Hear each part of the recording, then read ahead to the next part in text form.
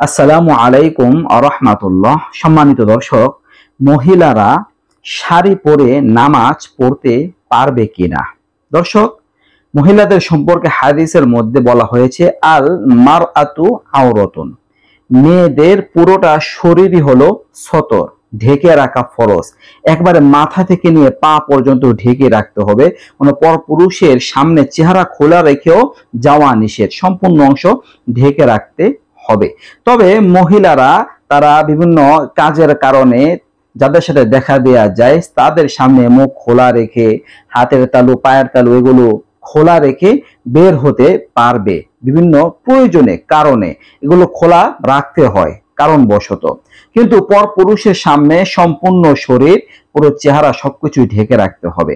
এখন মেয়েরা যেরকম পুরো শরীরই ঢেকে রাখা ফরজ, ঠিক তদ্রুপ ভাবে নামাজের মধ্যে পুরোটা শরীর ঢেকে রাখা ফরজ, মাথা থেকে নিয়ে পা পর্যন্ত।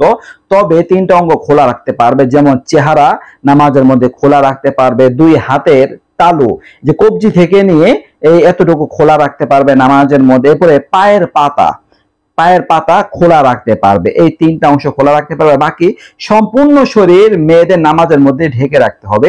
এখন যে কাপড় পরলে পুরোটা শরীর ঢেকে রাখা সহজ হয়, সুবিধা হয়, ওই কাপড়টাই মেয়েদের পরতে হবে, পরা জরুরি।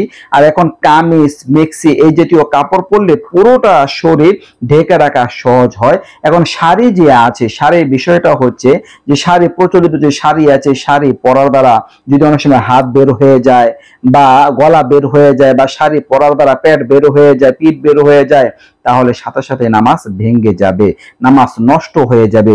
যদি চুলের অংশ বের হয়ে যায় তাহলে নামাজ নষ্ট হয়ে যাবে। এখন কেউ যদি শাড়ি পরেন, আর শাড়ি পরার সময় খুবই সতর্কতার সাথে তার অঙ্গ প্রত্যঙ্গগুলো ঢেকে রাখেন, যেমন শাড়ির নিচে ছায়া নিমা পরা হয় সেগুলো হাত পর্যন্ত হয়, একবার সবকিছু ঢেকে রাখেন ভালো করে। মাথার মধ্যে আলাদা হিজাব পরেন সম্পূর্ণরূপে, যেন চুলগুলো ঢেকে থাকে।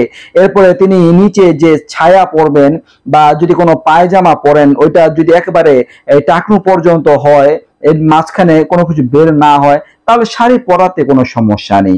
মোট কথা, যে কাপড় পরলে ভালো করে অঙ্গ প্রত্যঙ্গ ঢেকে থাকবে ওই কাপড় পরে নামাজ পড়তে হবে।